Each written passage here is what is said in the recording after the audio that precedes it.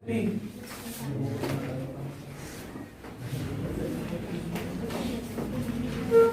कहना है 10वां। बच्चों चैप्टर का नाम शॉर्ट में लिख रहा हूं। क्या है चैप्टर का नाम? पार्शियल डिफरेंशियल इक्वेशन और सेकेंड ऑर्डर। इसको पूरा लिखा जाएगा विद वेरिएबल कांस्टेंट।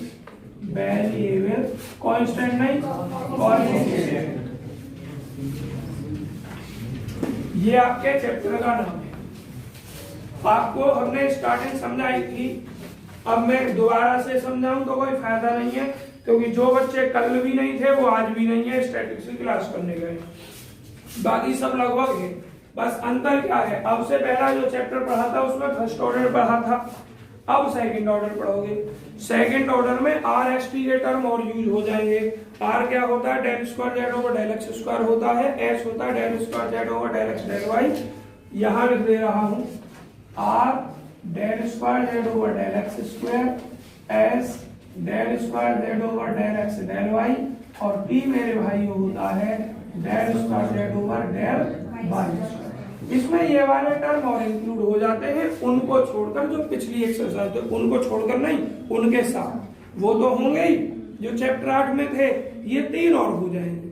अब मैं ये देख रहा हूं तीनों होंगे, तीनों में से कम एक जरूर हो जाएगा। तीनों हो सकते हैं, 2 हो सकते हैं, लेकिन कम से कम एक जरूर होगा। तो बच्चों आपको इसमें किस रूप की इक्वेशन होगी जनरल?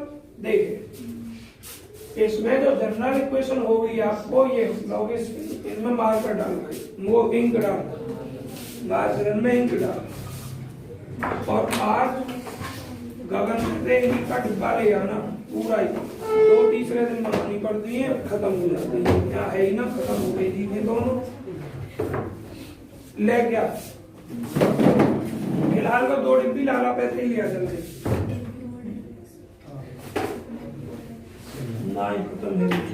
ऐसा लेता जल्दी जब तक इससे ही काम चला रहा। नीली ले गई हो 2 डिब्बी, और शाम को गगन कहते डिब्बा ले। देखिए बच्चों इसमें फॉर्म इसकी होती है x y z p q. इतना तो था 8वें चैप्टर में फर्स्ट ऑर्डर गेम में। भाई अब हाथों को इधर उधर फेंकना बंद कर दो Prashant. R S T equal to 0। इसमें इन तीनों में से कम एक टर्म जरूर हो जाए। बच्चों जनरल अगर मैं वैसे लिखता हूं तो इसमें फॉर्म ये होती है r r plus s s plus t t, और प्लस यहां फंक्शन होता है x y z p q, ये होती है। तो आपको ये मेन फॉर्म होती है आपकी।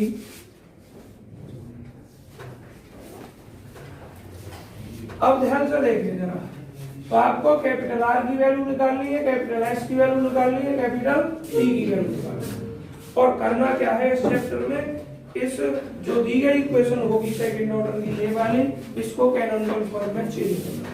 कैनोनिकल फॉर्म में चेंज करने के लिए प्रोसीजर क्या है बच्चों? जो भी इक्वेशन दी गई है इस फॉर्म की, पहले सवाल नहीं लिख रहा हूं, थोड़ा समझा रहा हूं उसके बारे में।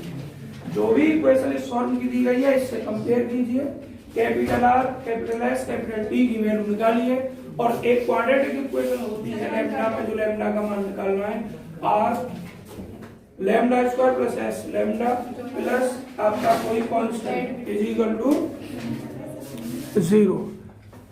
थोड़ा परेशान हो जाने दो, तुरंत पता चल जाएगी तो मैं ज्वाइन कर दूंगा। नहीं पता चलती तो गलती हमारी नहीं है, इन बच्चों की गलती है, क्यों टाइम से नहीं है होती।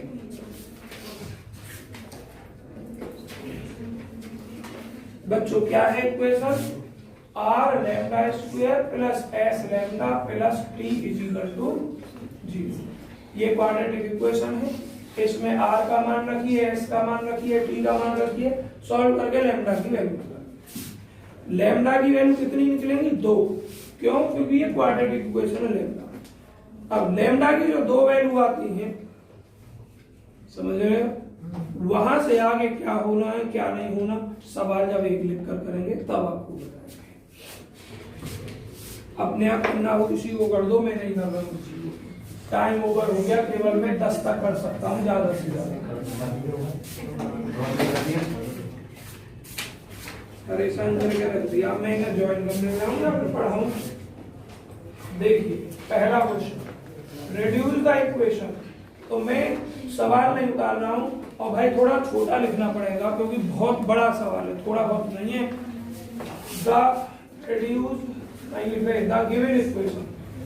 बच्चों आपसे ये भी नहीं कह रहा हूँ कि सवाल जरूर आएगा, दूसरी या तीसरी साल में सवाल आता है इससे, और सीधा 10 नंबर का आता है, कोई चॉइस नहीं होती 5 नंबर की। दूसरी या तीसरी साल में आता है सवाल, हो सकता है इस साल आ जाए क्योंकि लगातार 2 सालों में नहीं आया है, पिछली 2 सालों में नहीं आया। द गिवन इक्वेशन इज क्या होती है बच्चों, Y square del square Z over del x square minus 2xy del square Z over del x del Y plus X square, आवाज नहीं, del square Z over del Y square upon X del Z over del X plus X square upon Y और del Z over del Y. इसको canonical form में solve लाना है और फिर solve करना है। तो बच्चों कैनोनिकल फॉर्म में लाने के बाद जो सॉल्व करेंगे वो एक्सरसाइज 1 का सवाल होगा। तो जिन विद्यार्थियों ने एक्सरसाइज 1 नहीं पढ़ी उसके समझ में आएगा। तो भाई हम क्या बता रहे थे, इसको देखो क्या लिखा हुआ है और इसको क्या लिखा हुआ है एस, और इसको क्या लिखा हुआ है टी। लिखिए जरा, y square r minus 2xy s x square, इसको क्या लिखा हुआ है टी। और अब इसको या तो इधर ही रहने दीजिए या इधर उड़ा लीजिए, इससे कोई फर्क नहीं पड़ रहा हमें, बाद में यूज होगा ये सब। तो आप एक बात और जानते हैं, मैं इसको इधर बोलाऊं क्या लिखूंगा, वाई स्क्वायर बटे एक्स, और ये वैल्यू होती है पी की। इसको इधर लेके आऊंगा तो minus x square upon Y, और ये वैल्यू होती है क्यू की, और इक्वल टू क्या हो जाएगा 0। इसको मान लोगे इक्वेशन नंबर 1। अब क्या लिखोगे आप, इसमें भी आपके कोई जो आए ज्वाइन होने के लिए तो एक बार मत करना, फिर कर लेना थोड़ा। देखिए कंपेयरिंग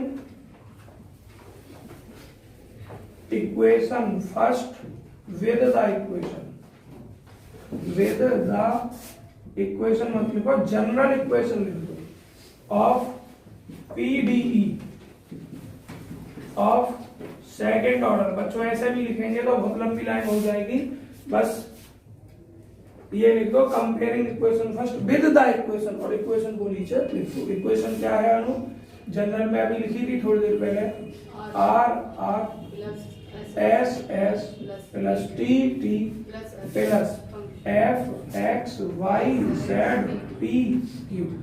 बच्चों अब तुम ये कह सकते हो कि इसमें सर जेड है ही नहीं, क्यों नहीं है भाई, पी किसके रूप का है, जेड के रूप का, तो del Z over del x, तो वो दिखाई दे रहा है या नहीं आप लिखेंगे इसको।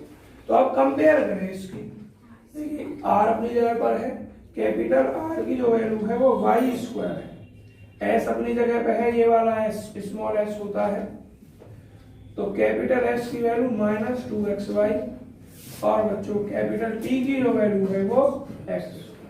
अब आपको क्या लिखना है, quadratic equation, equation in lambda is, क्या होती है बच्चों लैम्डा में quadratic equation, r lambda square plus s lambda plus t बराबर 0। इन वैल्यूज को रखिए, y square lambda square s minus में है तो माइनस का 2xy लैम्डा, और टी की वैल्यू क्या है x square is equal to क्या 0। अब बच्चों ये वेरिएबल लैम्डा माना जाएगा इसमें एक्स और वाई है, क्योंकि हमें लैम्डा की 2 वैल्यू फाइंड करनी होती है एक्स और वाई के रूप में। तो क्वाड्रेटिक इक्वेशन है देखो फॉर्मूला बन रहा है क्या किसी चीज का? बन रहा है y लैम्डा माइनस एक्स की होल पावर 2 का इज इक्वल टू 0। तो यहाँ से मेरे भाई और बहन सभी देखें लैम्डा की वैल्यू क्या आएगी? x अपॉन वाई आएगी। लेकिन चूंकि होल घात 2 है, लैम्डा की वैल्यू 2 मानी जाएगी, परफेक्ट स्क्वायर बन रहा है फॉर्मूला, तो वही वैल्यू रिपीट हो जाएगी। क्या हो जाएगा विवेक? दूसरी वैल्यू भी x अपॉन वाई। अब दो वैल्यू हो गई। एक वैल्यू को मान लोगे लेट, ये आपका कांस्टेंट तो नहीं है, बताइए जरा, कोई कांस्टेंट तो है नहीं। तो जब ये कांस्टेंट नहीं है आपका, तो आप इसको आगे सॉल्व करोगे और इसको कुछ मान लोगे, कोई वेरिएबल मान लोगे, क्योंकि एक्स और वाई क्या है? स्वयं में वेरिएबल ही तो है। जब एक्स वेरिएबल वाई वेरिएबल, तो इनका मल्टीप्लाई करो, डिवाइड करो, घटाओ, ऐड करो, कुछ भी करो, वो स्वयं में वेरिएबल, तो इनको कुछ मान लिया जाता है। Let u is equal to, u मत मानो बेशक, इसको सॉल्व करना है, उसके बाद करना है एक, अब हम डिफरेंशियल इक्वेशन लिखते हैं। क्या लिखते हैं? Differential equation. देखो मेथड कहाँ है आपके पेज पर? जब हम दो लैम्डा की वैल्यू निकाल लेते हैं, पेज नंबर दे रखा है आपका यहाँ 328 पर, जब लैम्डा की वैल्यू हम निकाल लेते हैं तो हम एक इक्वेशन बनाते हैं और उस इक्वेशन का यूज करते हैं। मैं बता रहा हूँ, एक minute. dy over dx plus lambda 1 equal to 0, dy over dx plus lambda 2 equal to 0, ये दो इक्वेशन का यूज करते हैं। देखिए यहाँ लिख दो, मैं लिख दे रहा हूँ यहाँ इक्वेशन को में।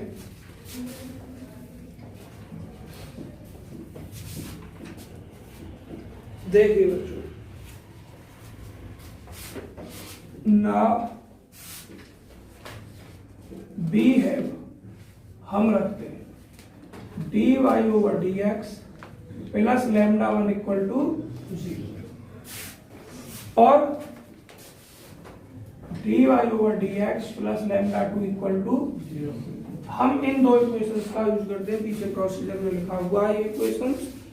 अब ध्यान से सुनिए कि चूंकि लैम्डा की वैल्यू सेम है, इसको लैम्डा 1 मान लो, इसको लैम्डा 2 मान लो, तो भाई फायदा क्या है? दो बार इसको सॉल्व करेंगे, एक ही बार सॉल्व कर देना, तो क्या लिखोगे? तो जब सेम वैल्यू है तो इसको नहीं लिखें और डायरेक्ट क्या लिख देंगे? Equal to. जब इक्वेशन सेम हो, ये सेम हो। अगर अलग अलग है तो एक को लैम्डा 1 मानना और एक को लैम्डा 2 मानना, तो फिर यहाँ लैम्डा 1 लिख जाएगा, दूसरी इक्वेशन में यहाँ लैम्डा 2 लिख जाएगा। सॉल्व करने का तरीका हुई, तो देखो जरा, dy over dx plus lambda की वैल्यू क्या है? x upon equal to 0, dy over dx is equal to minus x upon y. बच्चों इधर बाई dy और इधर माइनस एक्स, इधर बोला लो by dx plus X dy और इज इक्वल टू, अच्छा बाई डी बाई है, हाँ बच्चों बाई डी बाई। अब चैप्टर नंबर 1 का और एक्सरसाइज नंबर 2 का सॉल्व बन रहा है। सॉल्व करना है, देखो वेरिएबल सेपरेट हो रहे हैं, dy की तरफ y और dx की तरफ x। क्या लिखोगे? इंटीग्रेट करें, इसका y स्क्वायर बटे 2 हो जाएगा, इसका x स्क्वायर बटे 2 हो जाएगा, इज इक्वल टू कांस्टेंट लिखना है। आपको एक बात पता है, हमने बताया था जब फंक्शन एक से हो या एक ही फॉर्म के हो तो कांस्टेंट हम उसी फॉर्म में जोड़ते हैं। या इस बात को ध्यान में रखें, इस बात का ध्यान रखें, जिस प्रकार के पदों की प्रायोरिटी हो, प्रायोरिटी का मतलब ज्यादा हो, जिस प्रकार के टर्म, कांस्टेंट उसी प्रकार का यूज हम करते हैं। तो क्या लिखा जाएगा? सी स्क्वायर बटे 2 कट जाएगा। अब बच्चों एक बात यहां आपको समझ लेनी है, अब उतारो मत जरा, और इस सवाल को जब तक मैं ना कहूं तब तक साथ के साथ उतार सकते हैं, और जब मैं कह दूं रुकने के लिए तब रुक सकते हैं। देखिए ये हो गया आपका। अब अगर यह लैम्डा का मान दूसरा होता तो एक और कांस्टेंट का मान आ जाता है, लेने दो ही है। अगर ये सेम भी आए तो इसको भी दूसरी जगह में x अपॉन वाई रख के करूं तो सेम ही आएगा रिजल्ट। लेकिन हमें तो 2 ही चाहिए, काम बिना 2 भी नहीं चलता। तो हम जैसा एक आता है उसी रूप का थोड़ा सा चेंज करके ले लेते हैं, उसी रूप का थोड़ा सा चेंज करके ले लेते हैं। जैसे इसमें अगर माइनस आया बीच में तो उसमें प्लस करके ले लेना है, इसमें प्लस आया तो उसमें माइनस करके ले लेना है। एक x अपॉन वाई आई तो दूसरी वाई अपॉन एक्स ले लेना है, या x इंटू वाई आई तो वाई इंटू एक्स तो एक ही बात है, एक गुणा में है तो एक को भाग में ले लेना है, लेने 2 ही है आपको। अब मुझे एक बात बताओ, x स्वयं में वेरिएबल तो स्क्वायर भी वेरिएबल, वाई भी वेरिएबल, तो इन दोनों का सम जो होगा ये कोई वैल्यू तो है नहीं जो कांस्टेंट आ जाएगी, इसलिए इसको एक फंक्शन में चेंज करना होता है। हमें किसमें चेंज करना होता है? फंक्शन में चेंज करना होता है, और फंक्शन में चेंज करने के लिए कोई तीसरे वेरिएबल का हम यूज कर देते हैं। तो क्या लिखेंगे? To change in variable function, क्योंकि जब तक यह सी लिखा रहेगा तब तक कांस्टेंट रहेगा, और वास्तव में देखें तो x square plus Y square constant हो नहीं सकता है। इसलिए to change in variable function, इसको वेरिएबल फंक्शन में चेंज करने के लिए बी कंसीडर, हम कंसीडर करते हैं बच्चों सी स्क्वायर को एज यू, और किसके रूप में? वेरिएबल के रूप में। तो क्या हो जाएगा यहां? देन तब लेट, तब हम मानते हैं u is equal to x square plus Y square. यहां तक आप सबके समझ में आया है या नहीं आया मुझे बताइए जरा। चलो अभी और लिख दूं तब बताऊंगा। एक ही तो फंक्शन हो रहा हमें, कितने फंक्शन चाहिए? 2। दूसरे फंक्शन के लिए मैंने आपको क्या बताया है कि सब कुछ सेम रहना है, बस इसी में थोड़ा सा चेंज होना है। देखिए क्या क्या चेंज होना है आगे, अगर आपको आ जाए सवाल में कह दूं अपने आप करना तो उसमें यही चीज आ जाए।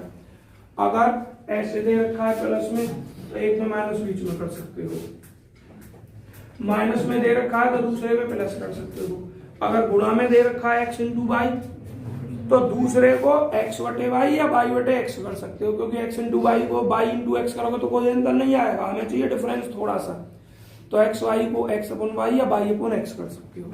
और अगर आपका x अपॉन वाई आया है तो दूसरे को आप y अपॉन एक्स भी कर सकते हो, x इंटू वाई या y इंटू एक्स भी कर सकते हो।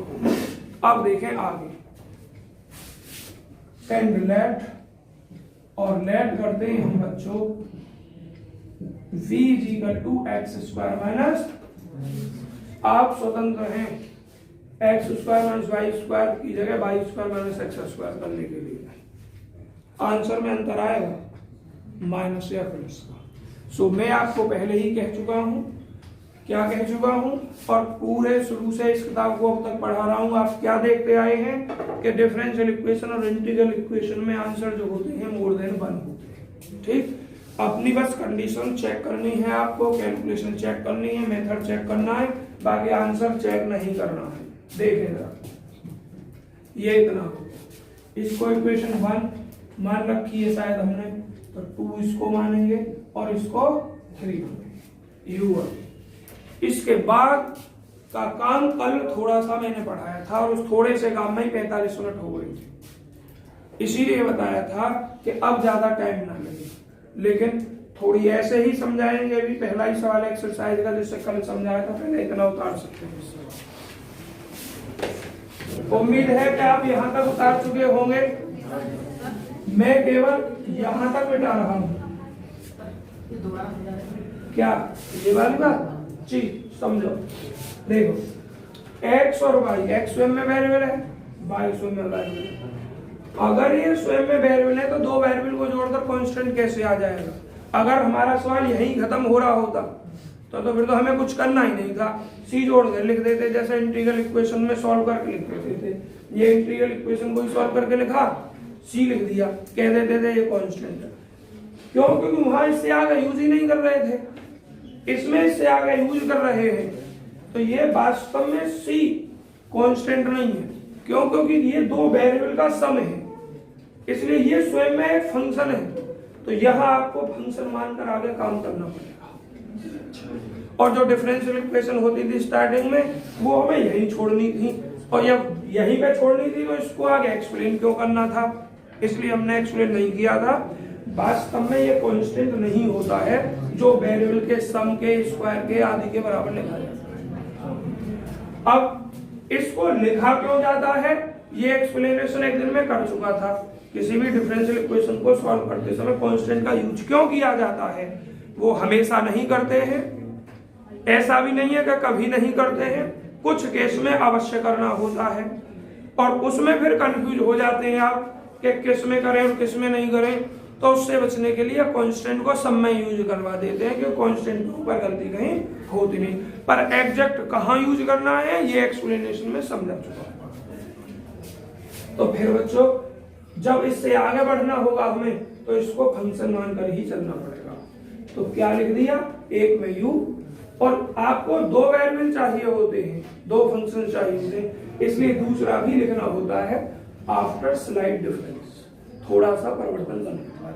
अगर पहले ही ये लैम्डा 1 लैम्डा 2 अलग आ जाए तो ये तो अपने आप ही आएगी सॉल्व करके।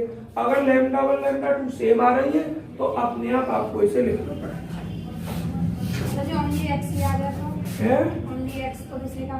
देखो ऐसा नहीं होगा, दोनों चीज आएंगी। क्यों? क्योंकि डिफरेंशियल इक्वेशन में कम से कम दो वेरिएबल होते हैं। और सोच कर देखिए कि जब भाई बात नहीं, प्रश्न जो बालक कर रहा है सही करेगा।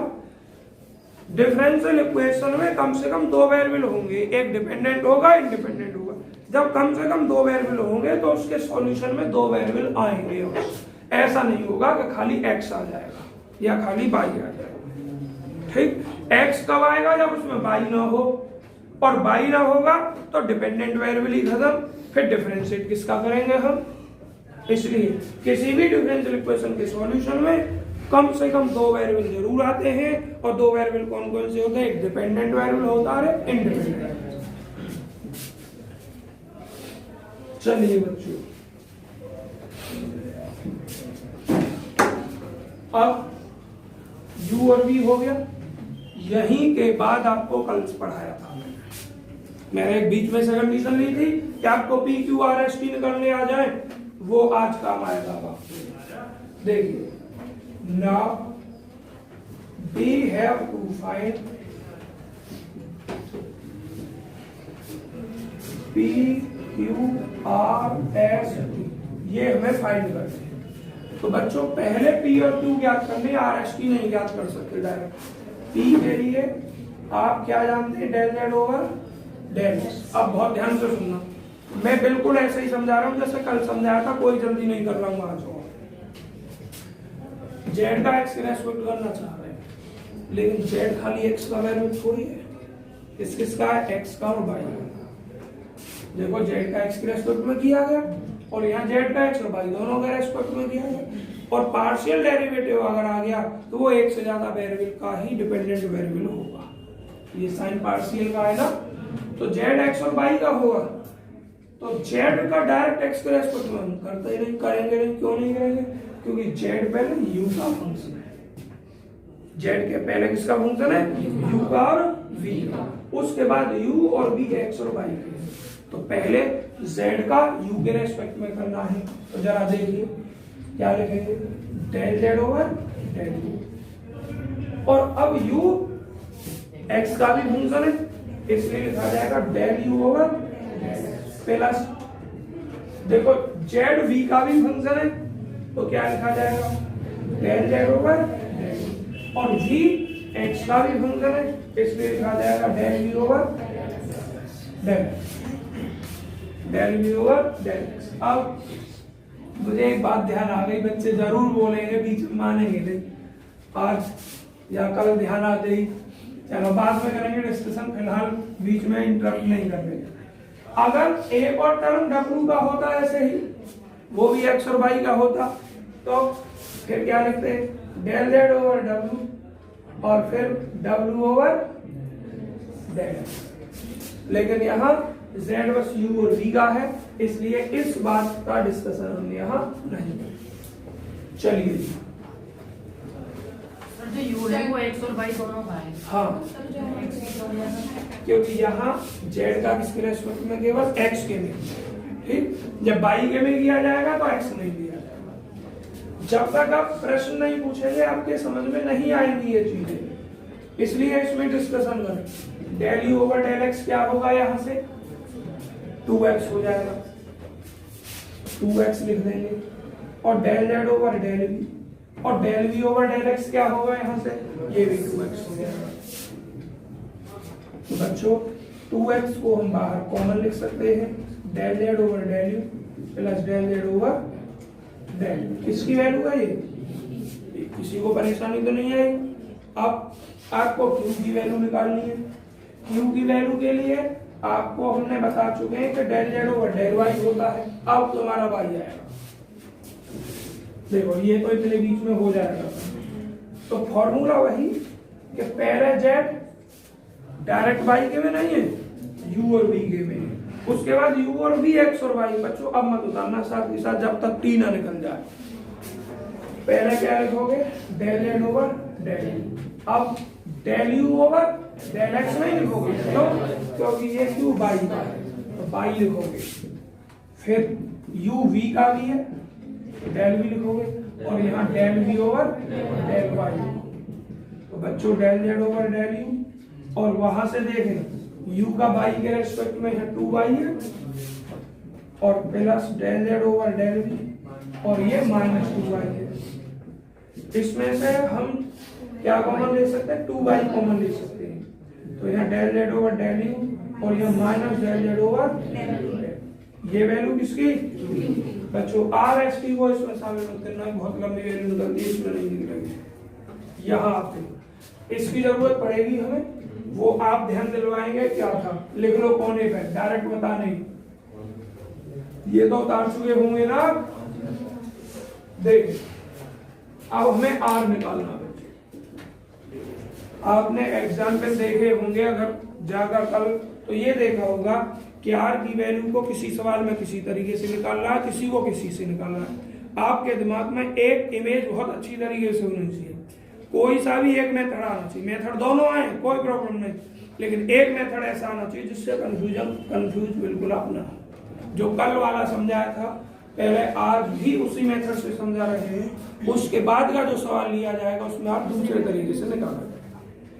कल बच्चों किस तरीके से निकाला था, आर को हम ऐसा लिखते हैं del square Z over del, और इसको हम डेल ओवर डेल एक्स और del Z over del x लिखते हैं।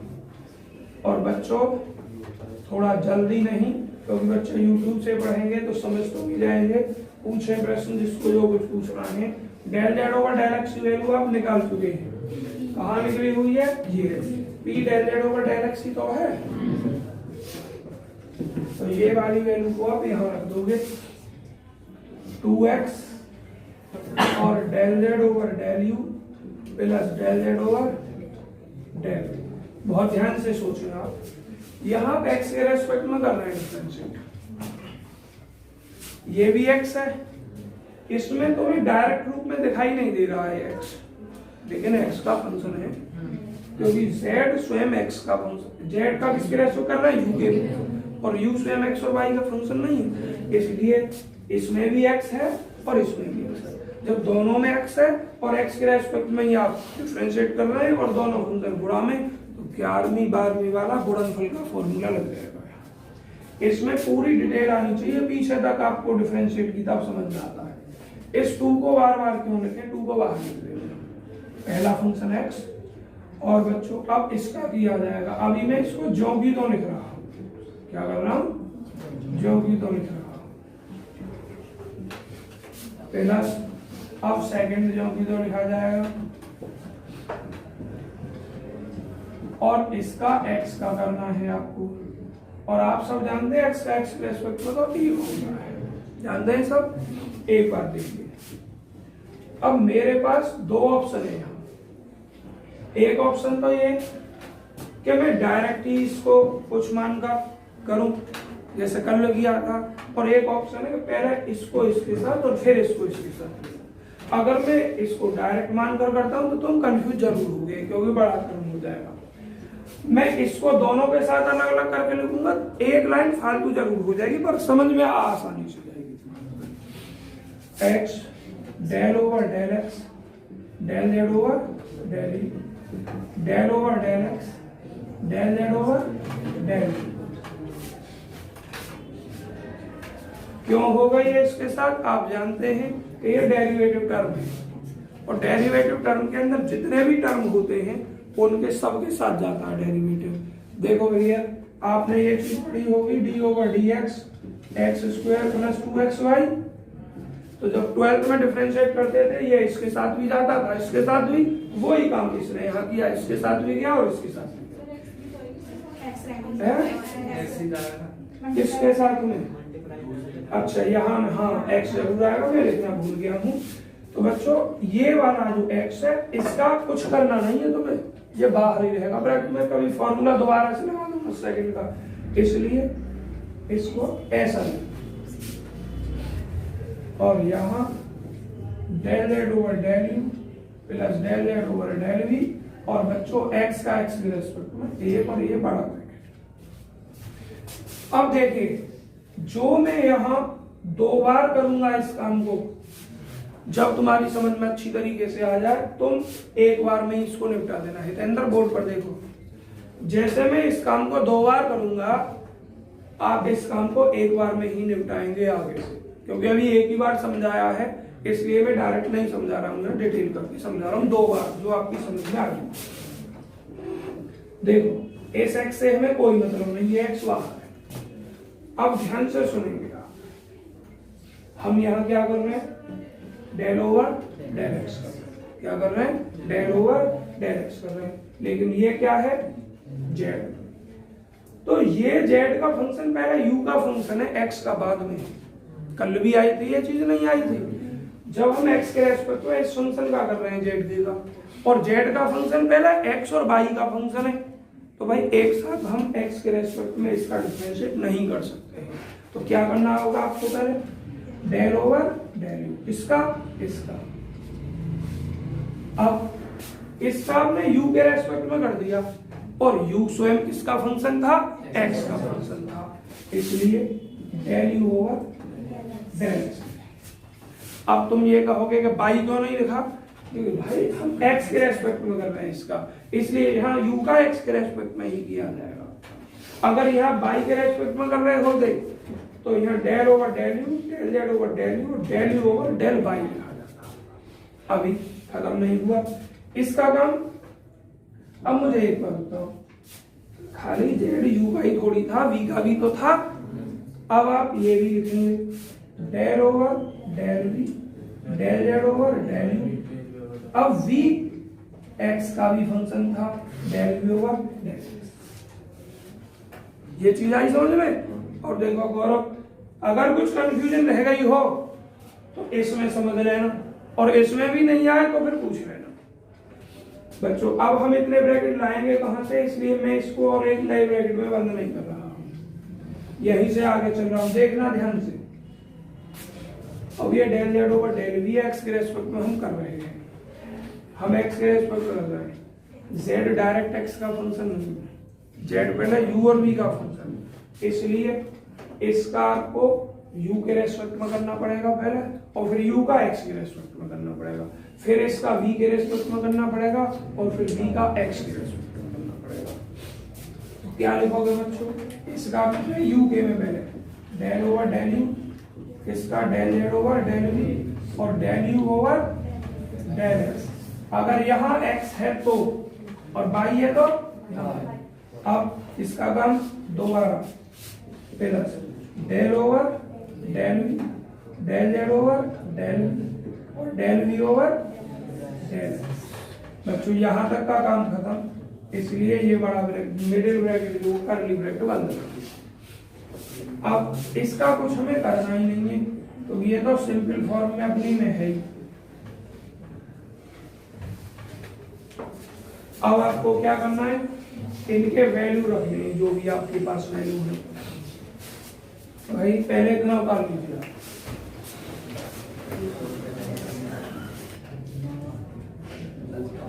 चलिए बच्चों, हाँ जी सागर जी क्या बताना है? अब बोलो जरा सागर। सागर भाई बोलो क्या बताना है।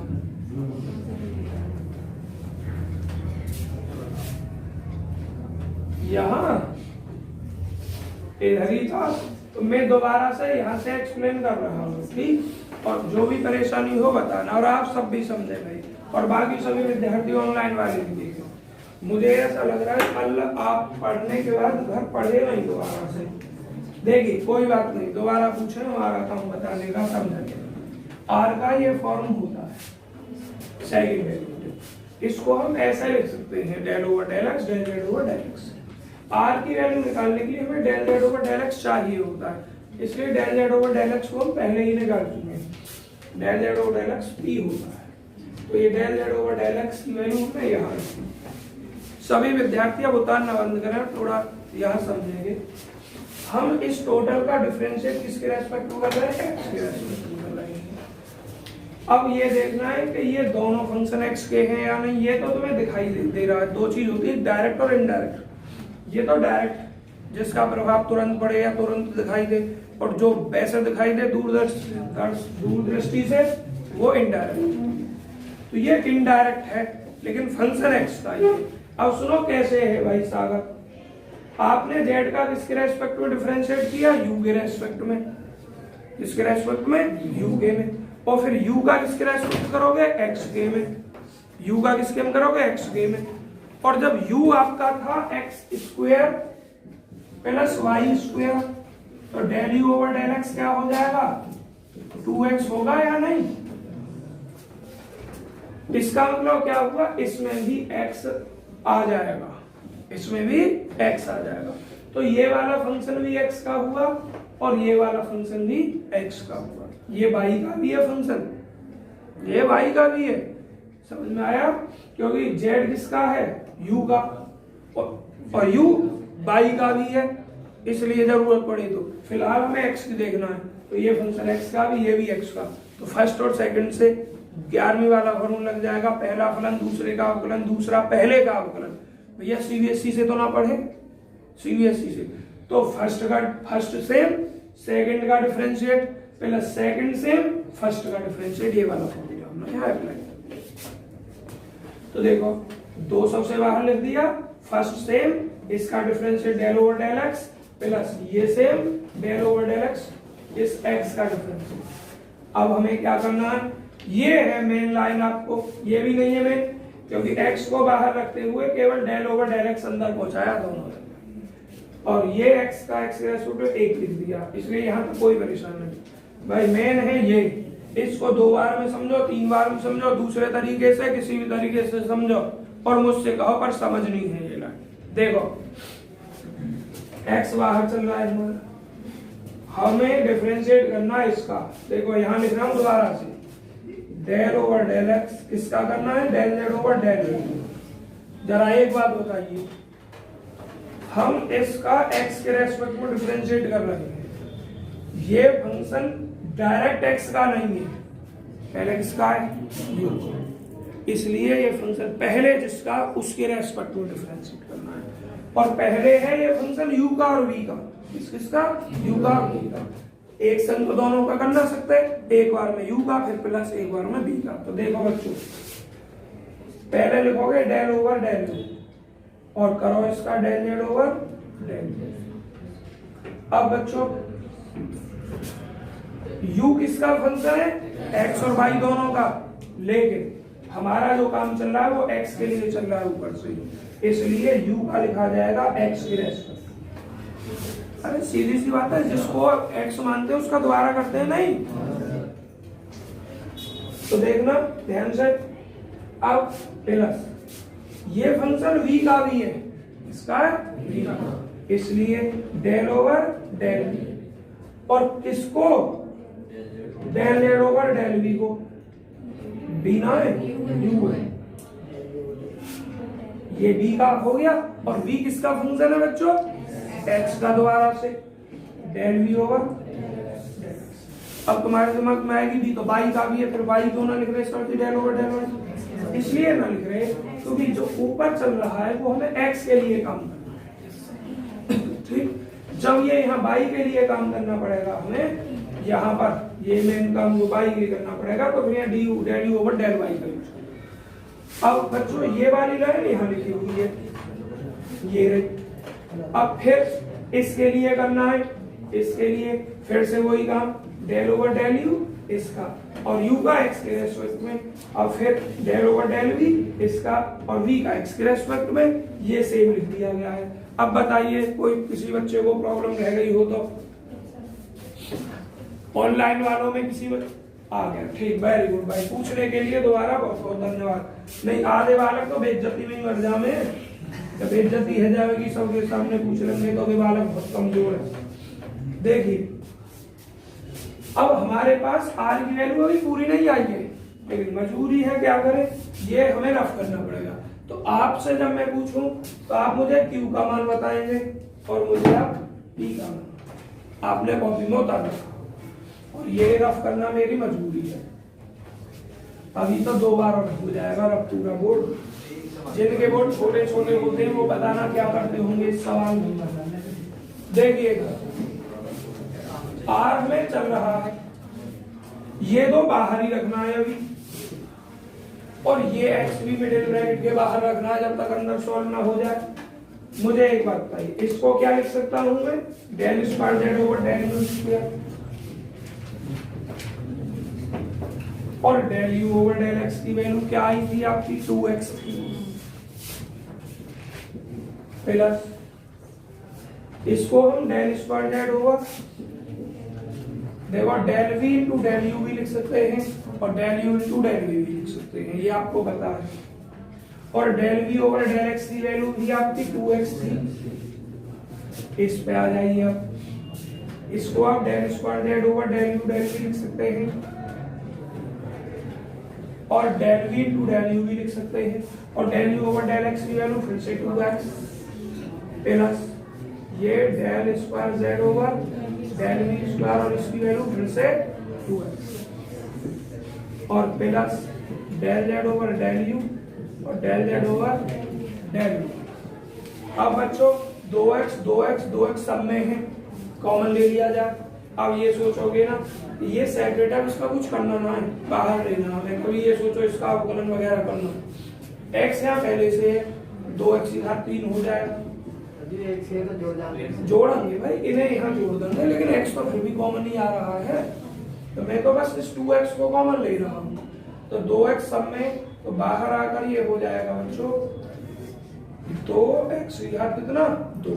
अब देखो इस मिडिल ब्रैकेट के अंदर कर्ली ब्रैकेट बोलते हैं, इसको क्या होगा del square Z over del you square, इसको और इसको जोड़ दिया, 2x कॉमन ले लिया था तो एक और एक ही तो बचेगा, तो ये हो जाएगा plus 2 del square Z over del you del u. समझ में ना आया हो तो बताओ, ये कॉमन ले ही चुके हैं हम, del square Z over del you square, और बच्चों यहाँ कर्ली ब्रैकेट खत्म हो जाएगा, क्या रह जाएगा ये del Z over del u plus del Z over del you.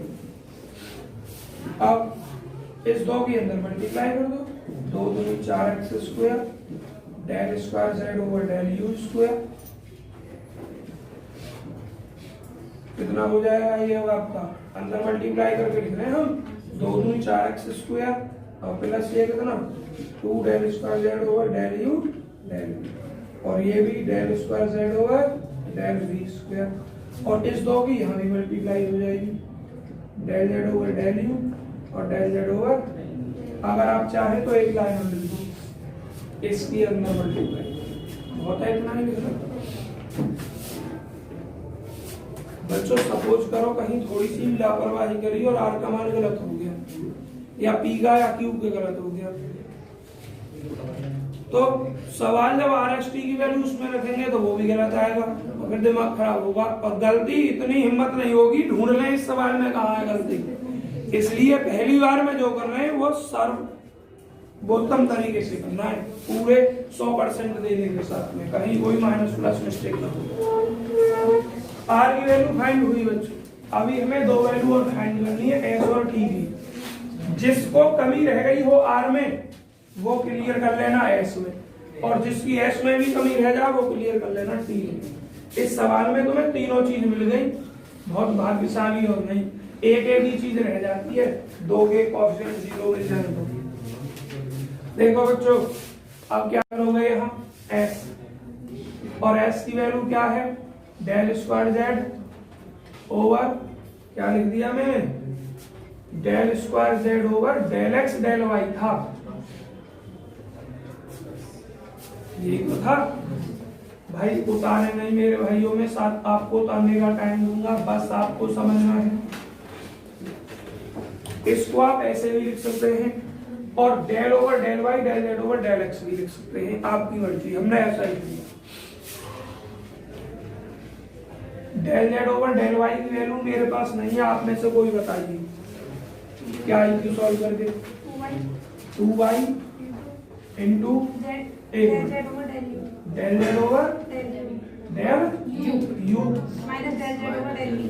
Minus del Z over del b. थोड़ा कम आवाज आती है इनकी वजह से। अब देखो ध्यान से, हम किसके रेस्पेक्ट कर रहे हैं, इसकी कैलकुलेशन आसान है, क्यों, क्योंकि y का कांस्टेंट हो जाएगा, हर सेकंड वाला नहीं लगेगा। तो 2y को आप बाहर लिख दो, और del over del x del Z over del you minus del Z over del U, 2y भाई आवाज नहीं। अब ये del over del x del Z over del you और minus del over del x del Z over del. आज कर रहा हूँ अलग अलग, अगर कल भी ये सवाल में बनता है तो इसको एक साथ करूँगा, ठीक है जी।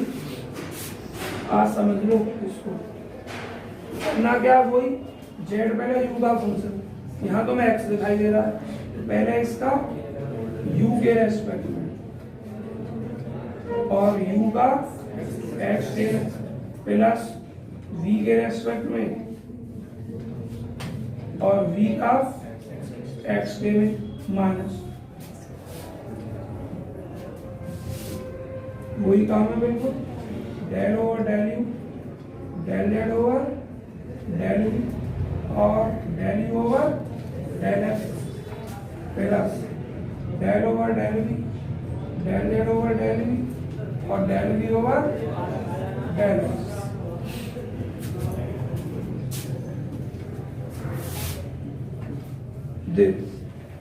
Del square Z over del you square del you over del x की वैल्यू 2x। कॉर्नर दिखाई दे रहा है या नहीं भाई, माइक ऑफ कर लो, परेशानी होती, लीड कानों में लगी रहती है तो आवाज आती है इधर उधर की, माइक ऑफ करो। मैं कर दूंगा नहीं इधर से, आप ध्यान रखना, फिर कुछ पूछोगे कुछ भी नहीं पाओगे। देखना किसका माइक ऑफ हो रहा है,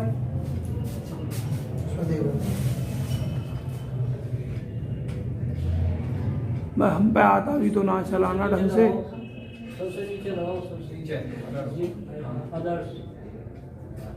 भाई यहाँ से थोड़ी दिख रहा है,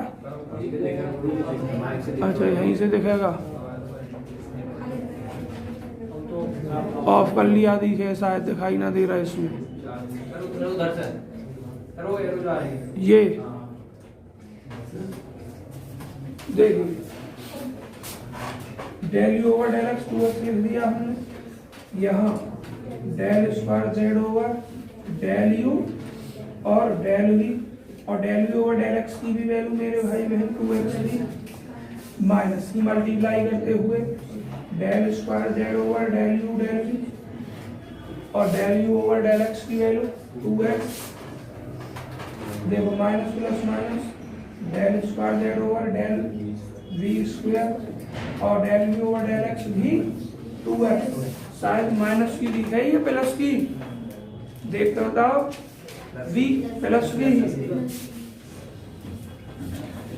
अब देखो इसमें से कुछ कॉमन है, कॉमन क्या, ये तो कट रहा है, इसको काट दो और जो बच रहा है उसमें से 2x कॉमन ले लो, 2y पहले से, तो 4xy del square Z over del you square और minus del square Z over del we square. उतारिए बच्चों, x की वैल्यू फाइंड हो गई। तुम्हारे पास तीनों मान है, p q r s t का मान इस इक्वेशन में रखो और सॉल्व करो, क्या आएगा, क्योंकि उस काम को तो मैं इन बच्चों को छोड़ सकता हूँ अपने आप मान रख के काटने पीटने के लिए, डायरेक्टली लूंगा। बच्चों टी देखें निकालने के लिए, टी का जो मान होता है वो del square Z over del Y square. Statics वाले बच्चे आर और एस का मान कल समझ चुके थे, आ गए थे तक, टी का नहीं समझे थे, टी आप समझो। देखो del over del Y del Z over del y. अब जरा ध्यान से सुनना आप सभी, उतारना बंद करें। Del Z over del Y की वैल्यू बताइए मुझे क्या थी? पहले और बेटा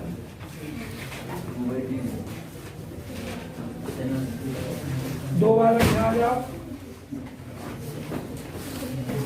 नमस्ते। तो इस बार के बराबर में ये प्रवीण है सुकुमार और तुम्हारे और सब तुम्हारे सबोना तो जीत गए, सबोना दिखाई दी अभी।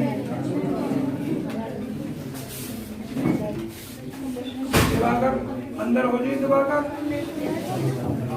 अरे सगुना जी स्टैटिक्स की क्लास में आए आ रहे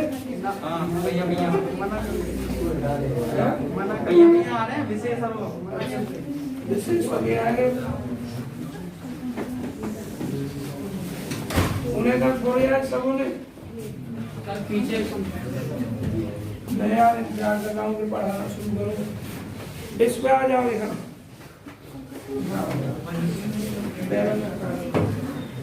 फॉलो करो।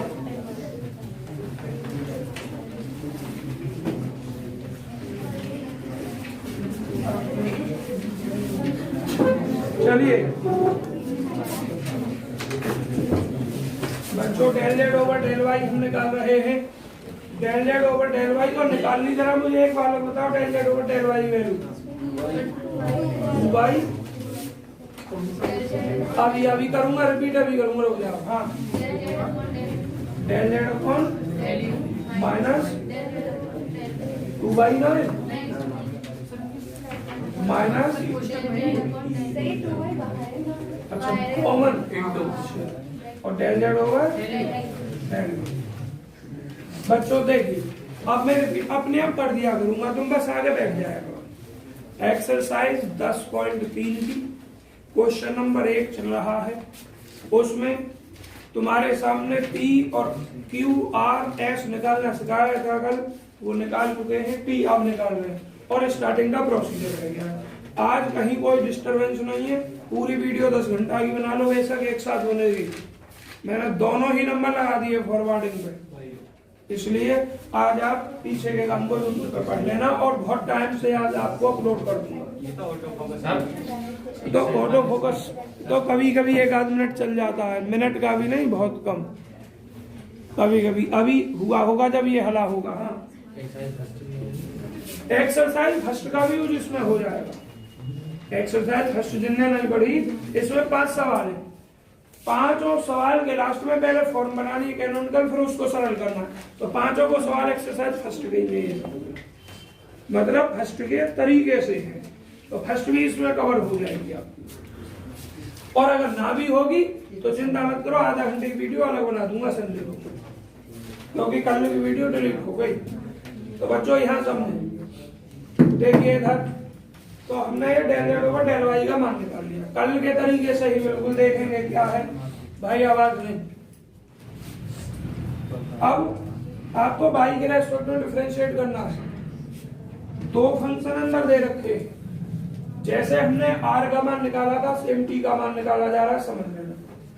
2 बाहर आ जाएगा, ये दोनों फंक्शन बाई के। अब तुम कहोगे इसमें बाई दिखना रहा, भैया कोई बात ना दिखा, जेड पहले u और बाई का ही फंक्शन।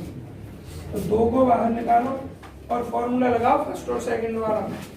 फर्स्ट फंक्शन y, किसका differentiate del over del y, del Z over del u और minus del Z over del v, plus del Z over del u और minus del Z over del v और del over del y into कितना by.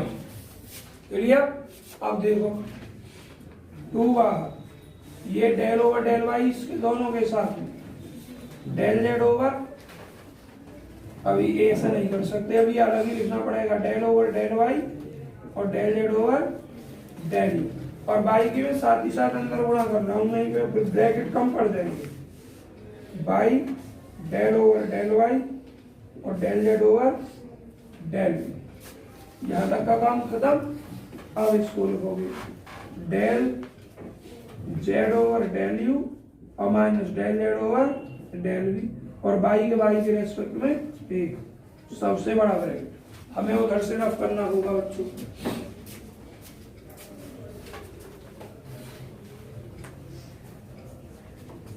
देखिए p की value find कर रहे हैं हम।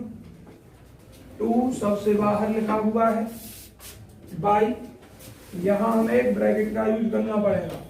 देखिए आप इसका कर रहे हैं बाई के रेस्पेक्ट में, लेकिन जेड डायरेक्ट बाई का नहीं, पहले यू और वी का है, इसलिए आपको पहले यू के रेस्पेक्ट में करना पड़ेगा। डेल ओवर डेल यू इसका del Z over del u का, और फिर यू का किसके रेस्पेक्ट में, बाई के में, क्योंकि यहाँ बाई के रेस्पेक्ट में करना है। अब तक यहाँ एक्स लिख रहे थे क्योंकि यहाँ आपका एक्स। अब फिर डेल ओवर डेल वी इसका del Z over del u का, और v का किसके रेस्पेक्ट में, बाई के रेस्पेक्ट। इसका मान हो गया हमारे यहाँ तक। अब इसका करना है माइनस का बाई, ब्रैकेट लगाओगे, फिर वही काम है, ये फंक्शन बाई के रेस्पेक्ट करना है, लेकिन डायरेक्ट ये बाई का नहीं है, पहले u और v का है। तो पहले del over del you del Z over del v, और फिर u का किसके रेस्पेक्ट में, बाई के में, plus del over del we del Z over किसका, डेल वी, और ये v का किसके में, बाई के। यहाँ तक का काम खत्म हुआ बच्चों। बाई दोनों के साथ अलग अलग लिखा और ये सेपरेट लिख दो। इन्वर्टर ऑन करना।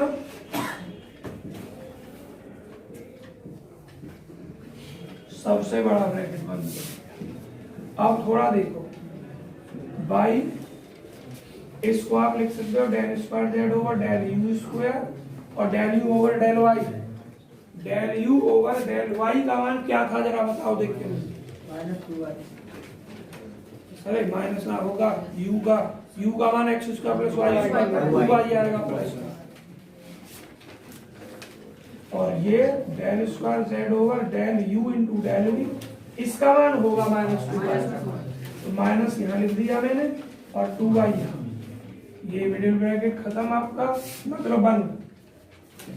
By start del square Z over del you del we और del you over del Y की वैल्यू 2y, और plus del square Z over del you del V, अरे आवाज नहीं, और इसका फिर से -2y।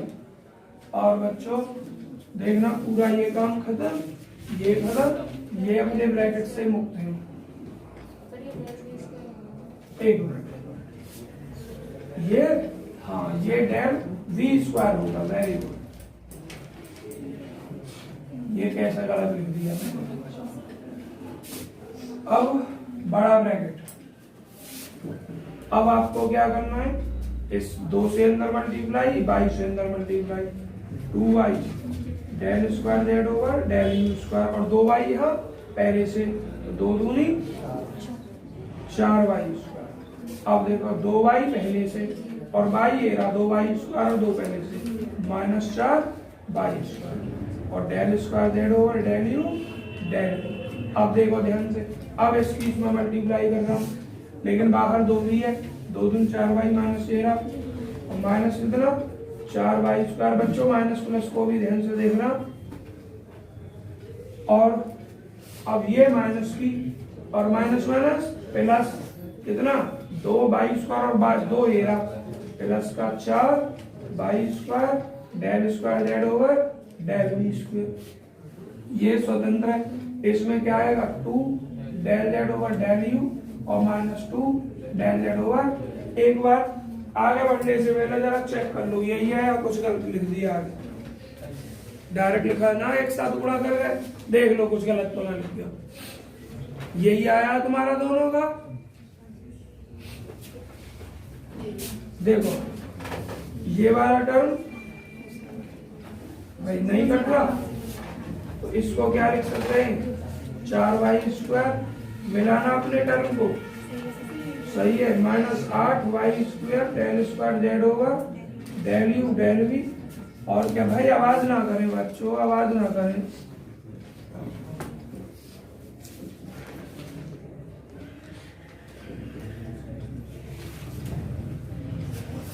ये टी की वैल्यू ये भी टी की आपके पास पांचों वैल्यू है del square Z over del x square की है del square Z over del Y square की है और del square Z over del x del Y की है और पी की भी है और क्यू की भी है ये सभी वैल्यू आपको अपने गिवन इक्वेशन में रखनी है ठीक है उतार के लिए तुम उतारो जब तक मैं क्या कर रहा हूं नाउ अरे बच्चों आवाज में पुटिंग द वैल्यूज ऑफ आवाज नहीं putting the values of all derivatives सभी डेरिवेटिव्स की वैल्यू मतलब फर्स्ट ऑर्डर के या सेकंड ऑर्डर की किसमें रखिएगा इन द गिवन इक्वेशन सभी डेरिवेटिव कौन कौन से हो गए R S T P q ये आपका आर है ये एस है ये टी है ये पी है ये क्यू है चलते हैं बच्चों ये वाई स्क्वायर लिखा हुआ है ना और ये del square over del x square लिखा हुआ है ये लाइन नहीं उतार लेनी है तुम्हें इसके बाद और ये लाइन लिखनी है तो del square Z over del x square की वैल्यू मेरे पास नहीं आप दिखाओ जिसने भी उतारा हो पूरा सवाल शुरू से अगर कोई भी दे दो मुझे जिसने आज शुरू से सवाल उतारा है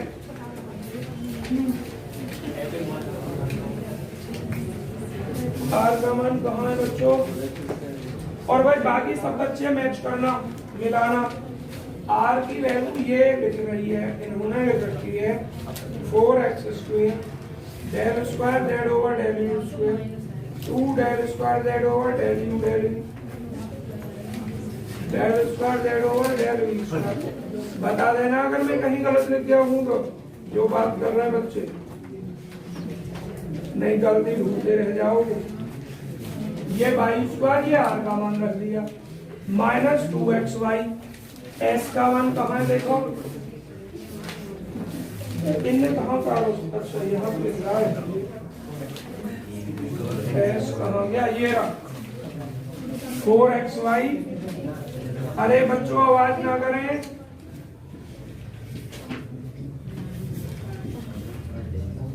भाई यू और वी में सुधार करो अपना यू और वी एक से लग रहे हैं कहीं कहीं और फिर ये प्लस का एक्स स्क्वायर और टी की वैल्यू ये है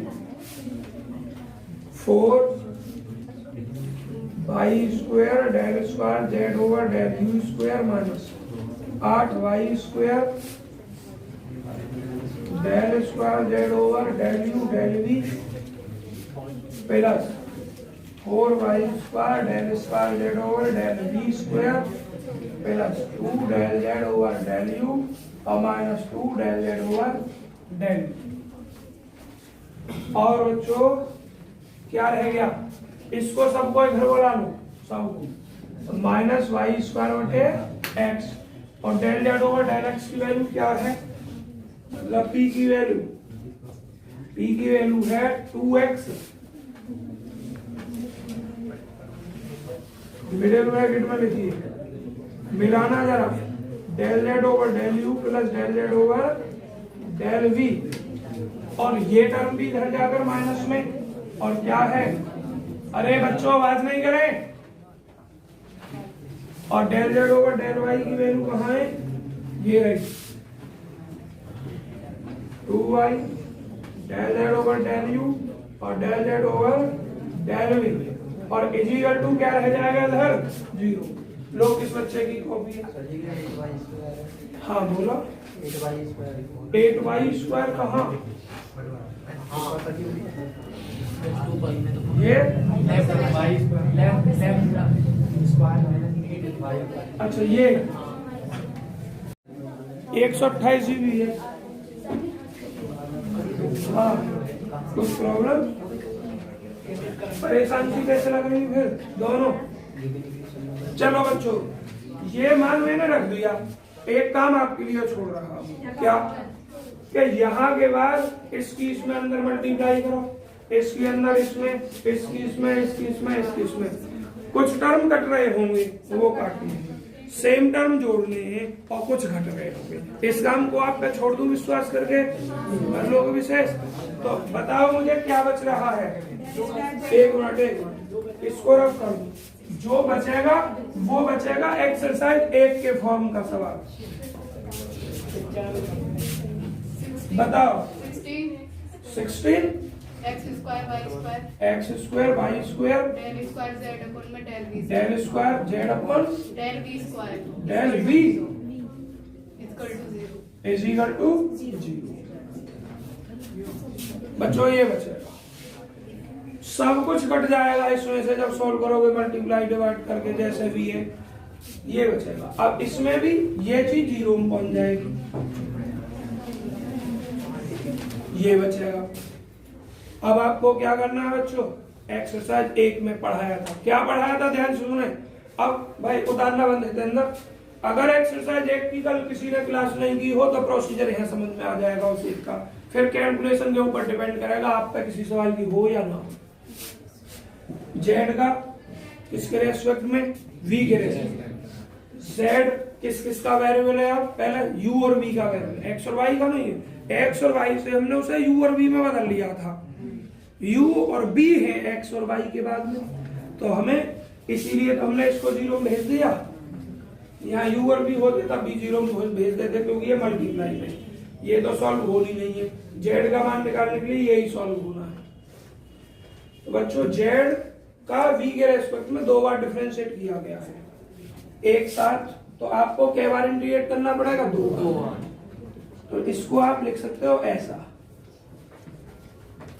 बच्चों ध्यान से सुने, जब z का v के रेस्पेक्ट में 2 बार डिफरेंशिएट हुआ है तो z का मान निकालने के लिए 2 ही बार इंटीग्रेट करना पड़ेगा। क्या लिखोगे, इंटीग्रेटेड। अब ध्यान से सुने, z u और v का फंक्शन है। पहले u के रेस्पेक्ट, आप v के रेस्पेक्ट में इंटीग्रेट करोगे तो ये del over del v cut जाएगा। तो जब b के रेस्पेक्ट में इंटीग्रेट करोगे तो एक कांस्टेंट भी मानना पड़ेगा u को। तो कांस्टेंट जो जोड़ना है वो फंक्शन के रूप में जोड़ना है और उस कांस्टेंट को u के रूप में मानोगे। किसके रूप मानोगे, क्यों, क्योंकि z 2 वेरिएबल के रूप का है, u और v के रूप का।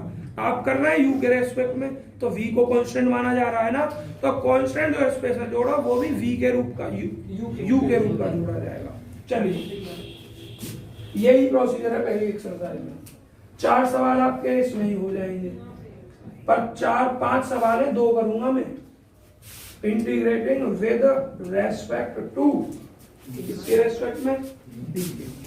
तो बच्चों एक बार इंटीग्रेट से एक बार डिफरेंशिएट खत्म, del z over del v हो जाएगा 0। 0 का जो इंटीग्रेट होता है वो कांस्टेंट होता है, और कांस्टेंट v किसके रूप में, u के रूप में माना जाएगा, क्योंकि हम b के रेस्पेक्ट में कर रहे हैं, u को कांस्टेंट मानना। तो क्या हो जाएगा, हाई u लिख दो, f u, g u, psi u, जो भी लिखना वो। अब मेरे बच्चों फिर से जेड वी के रेस्पेक्ट में डिफरेंशिएट, तो दोबारा से b के रेस्पेक्ट में इंटीग्रेट करना पड़ेगा। Again integrating